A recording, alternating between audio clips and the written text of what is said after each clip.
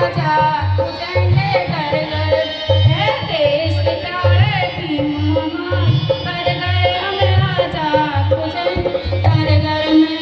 गौतम का ज्ञान बताया, गौतम का ज्ञान बताया, पंचशील का ज्ञान हो जाएंगे घर घर में। गौतम ज्ञान बताया, गौतम ज्ञान बताया, शिक्षा का अधिकार हो जाएंगे घर घर में।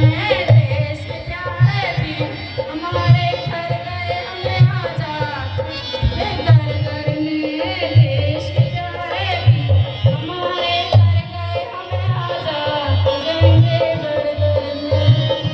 बहुत बहुत धन्यवाद आप सभी का, बहुत बहुत धन्यवाद और बहुत बहुत स्वागत सभी माता बहनों का, सभी भाइयों का और संत निर्मल दास जी का बहुत बहुत कोटि कोटि नमन, कोटि कोटि वंदन एक बार पुनः आप सभी का बहुत बहुत धन्यवाद। जय भीम, नमो बुद्धाय, जय श्रीराम, जय भारत।